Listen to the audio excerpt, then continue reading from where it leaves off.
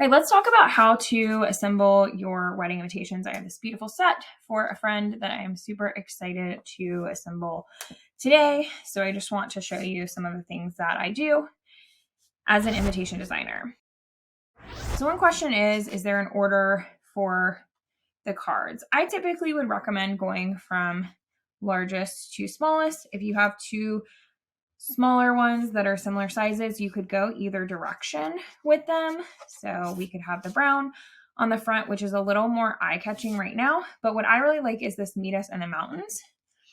And when you put it in the envelope, you can kind of make it, I mean, it's going to shift a little in the mail, but you can kind of make it so that Meet Us in the Mountains is the first thing they see, which I really like because that's such the perfect vibe for this suite. So I would always think about how it's going to look when it's coming out of the envelope. The brown, of course, is also really nice. It provides a good color contrast here with the gold and all the colors that are used in their suite. So you could go either way. You also can put all of your inserts in the back. I would put them face out in the back as opposed to facing the invite. So I put these face out, and there's a lot of creative things you can do with how they fit together. For instance, you could design a card that fits like, you know, an oval perfectly inside this piece right here. You can pay attention to the colors. You can make it so it forms like a little puzzle. For instance, these cards could match up with the pattern on the back. There's a lot of things you can do here if you want to be creative. So just think about how it's going to look when it's all stacked up, as opposed to just thinking about how it's going to look when it's laid out like an invitation. If you have a really small insert card, for instance, I've done some that are just like a little tag with the website address on it or something, you can always make that a little tag, and I've put it on with a ribbon, a wax seal, a belly band, etc. So it's actually attached to the invite. The main concern here is that we don't want it to just fall into the envelope and get stuck there. So if you have that, any pieces that are in danger of that, definitely take that into account. And how can you either attach it directly to the invite, or maybe that's a sign that you need to use a belly band or string or ribbon or something to just tie everything in place. I'm left-handed, but I do a lot of things right-handed. So I usually just put them in this way.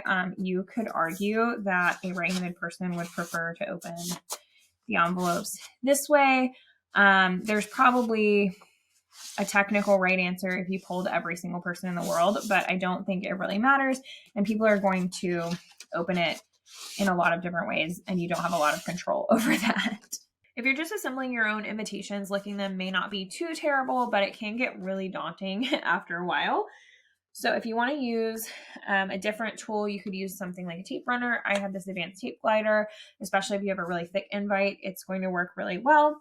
You also can just use a paintbrush with a tiny bit of water, or a sponge with a tiny bit of water to get the adhesive wet. The main thing is don't drink wine while you're assembling these. It can make the adhesive not stick well over time. If you do have an envelope liner in your envelope, a lot of people will ask if these are going to get torn when they're opened. And there's always a possibility of tearing, but if you want to prevent that as much as possible, just seal on the flap a couple inches up.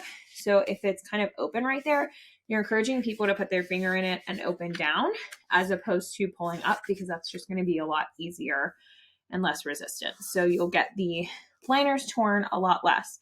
I also recommend just not putting like your dog's face right in the center where it's going to get torn on the crease, if that's going to bother you. Another tip for assembling invitations is just to break everything down into smaller steps as much as possible. So instead of taking an envelope and attaching the envelope liner and then adding all of the different cards and then closing that envelope, grabbing another one and starting over, what you want to do is kind of open all the envelopes at once, put in all the envelope liners at once, stack all these cards into the envelopes at once, close everything at once, seal everything at once. So the more steps you can do, it's going to give you more stopping points, which is really helpful to your psyche, and it's going to prevent you from making as many mistakes as well, because you don't have to remember 110 times 7 different steps. You just have to remember one step 110 times, and then you can move on to the second step. And then I like to keep everything in stacks as much as possible. I'm going to do this for my clients in a way that makes sense for them. So for instance, we have our 3 international addresses here. You might be able to tell what theme I was going for my fake addresses with the black dog and Travis Kelce. So we'll have our domestics and our internationals. This is because the client is going to have to handle the international postage differently. And if we did have an RSVP envelope, we would not need to put any postage on the international ones, but we would need postage for the domestic ones. So I'm going to keep both of these stacks separate. And then if there were separate stacks based on like who gets the rehearsal dinner invite, who gets brunch invites, etc., then I would keep those stacks separate as well. You can't mess up and miss a UK address if you have it in a totally separate stack already. But if you're trying to find those as you're going through and doing assembly, then you open yourself up to a lot more potential issues.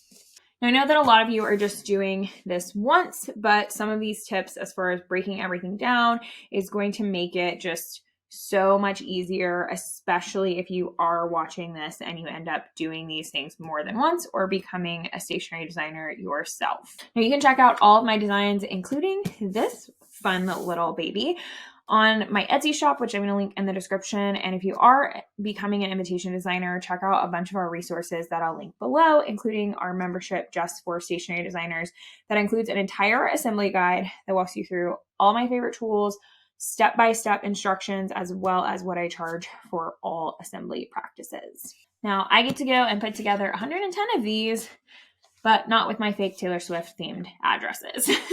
Wish me luck.